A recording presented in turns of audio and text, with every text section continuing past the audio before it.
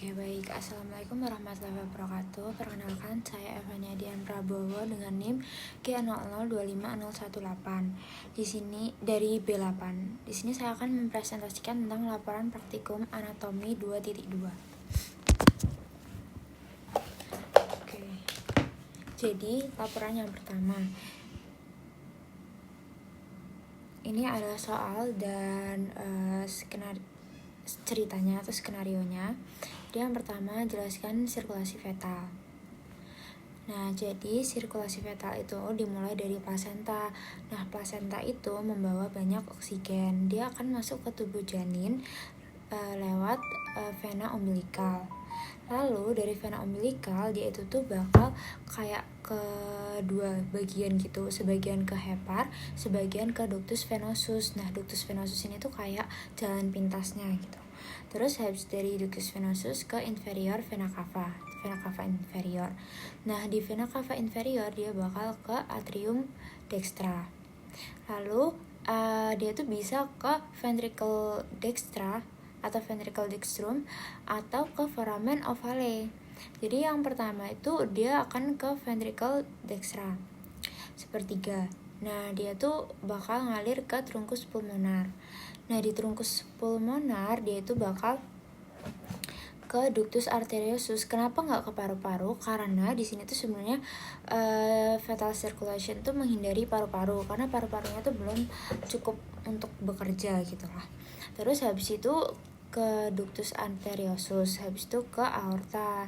Nah, kalau yang ke foramen ovale ini tuh juga sama, ini kayak jalan pintasnya gitu. Dia ke atrium sinistra, terus ke ventricle sinistra, terus ke aorta, terus habis itu dia balik lagi ke systemic circulation, dia balik lagi ke umbilical artery, terus balik ke plasenta untuk ngambil O2 lagi gitu. Oke. Jadi next ini adalah gangguan penutupannya. Jadi ada dua, ada paten ductus arteriosus sama ada paten foramen ovale. Jadi kalau kita sudah dewasa, dia itu tuh bakal berkembang jadi ini ligamentum arteriosum. Tapi karena ini ada gangguan ya, jadi dia gagal menjadi ligamentum ini. Jadi kayak tetap jadi ductus arteriosus gitu, namanya paten ductus arteriosus. Terus habis itu ada paten foramen ovale. Nah, paten foramen ovale ini tuh gagalnya perkembangan foramen ovale menjadi fossa ovalis. Jadi nanti antara ini kan dia antara atrium dextra sama atrium sinistra. Nah, di situ ada foramennya. Kalau misalnya dia foramennya belum nggak berkembang sempurna menjadi fossa ovalis, dia tuh bakal tetap bolong gitu. Jadi bisa kecampur lah intinya darahnya tuh. Next itu ada arteri jantung. Nah, arteri jantung itu tuh berasal dari aorta ascendens. Nah, aorta ascendens itu bakal kebagi jadi arteri coronaria dextra sama arteri coronaria sinistra. Nah, arteri coronaria dextra dia itu tuh akan bercabang. Jadi ini ada ramus nodus SA, terus ada ramus marginalis dextra, sama ada ramus interventricularis posterior atau kita bisa sebut juga sebagai PDA. Terus yang arteri coronaria sinistra itu akan bercabang menjadi ramus circumflexus. Nah, ramus circumflexus ini bakal bercabang jadi ramus marginalis. Terus ada juga ramus interventricularis anterior. Dia bakal bercabang jadi ramus lateralis. Oke, nah kalau ini adalah vena jantung. Jadi vena jantung tuh ada yang mayoritas sama minoritas. Kalau yang mayoritas dia bermuara pada sinus coronarius. Nah, sinus coronarius itu juga ada cabang-cabangnya. Yang pertama ada vena cardiaca parva, terus vena cardiaca media, terus ada vena cardiaca magna. Tuh, terus ini ada juga ini magna. Ini kalau kita lihat secara posterior, kalau ini yang anterior. Terus habis itu yang minoritas atau yang satunya itu tuh ada vena cordis minimae. Nah, dia bermuara langsung ke atrium dextrum melalui foramina vena cavarum. Tuh. Oke, selanjutnya ini ada yang laporan kedua. itu soalnya adalah jelaskan sinus-sinus paranasal yang ada di hidung dan fungsinya. Sebutkan pembagian meatus nasi dan lubang muara masing-masing sinus. Dan jelaskan mengapa sinus maksilaris itu tuh lebih sering mengalami sinusitis dibandingkan sinus lainnya. Oke, jadi sinus paranasal itu tuh ada 4. Ada sinus frontalis ini di os frontal, terus ada sinus maxillaris di os maxillaris, sama ada sinus etmoidal ada di etmoidal ya, terus sama sinus sphenoidalis itu ada di sphenoidal, os sphenoidal.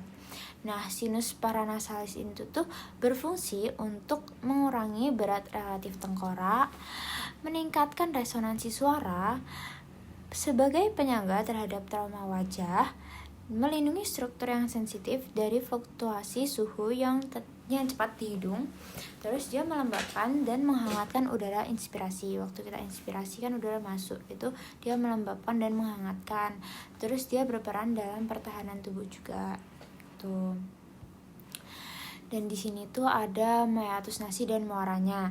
Nah, jadi meatus nasi itu tuh dibagi jadi 3. Ada yang meatus nasi inferior di bawah sini, terus yang media sama yang superior. Di sini tuh ada recessus juga. Nah, meatus nasi itu tuh disekat-sekat sama concha nasalis gitu. Nah, yang pertama ini di meatus nasi superior, dia itu terdapat dia tuh ada ini selula etmoidal posterior, muara selula etmoidal posterior ya. Terus habis itu yang meatus nasi media, di sini tuh ada banyak nih kalau di sini. Yang pertama dia tuh ada bula etmoidal. Nah, bula etmoidal ini tuh di bula etmoidal itu tuh ada ini muara atau ostium dari selula etmoidal media. Nah, terus habis itu di ujung anteriornya itu tuh ada infundibulum etmoidal. Nah, infundibulum etmoidal ini tuh adalah tempat muaranya sinus frontal sama selula etmoidal yang anterior. Terus di bagian bawahnya sini itu tuh ada processus uncinatus. Nah, processus uncinatus ini adalah batas bawah dari hiatus semilunar.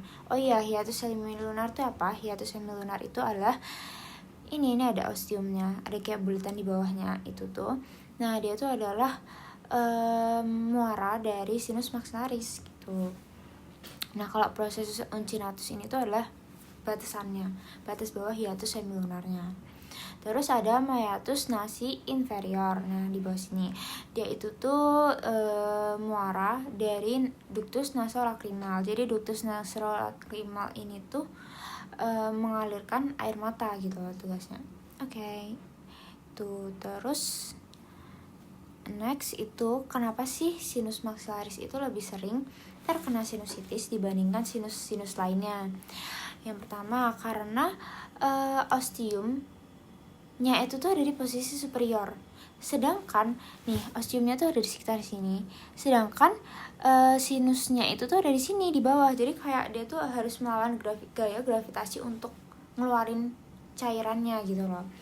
Nah, jadi kalau misal dia lendirnya kental aja sedikit atau silianya sedang terganggu, dia tuh gampang ketahan gitu loh di sinus maxillaris. Karena kan emang kita perlu gaya gravitasi, jadi lebih susah aja gitu. Terus yang kedua ada drainasenya tuh buruk. Jadi sekretnya tuh mudah stagnan. Nah, karena ostiumnya tuh juga kecil dan tinggi, jadi dia gampang stagnan. Cairannya tuh kayak gampang di situ aja gitu loh.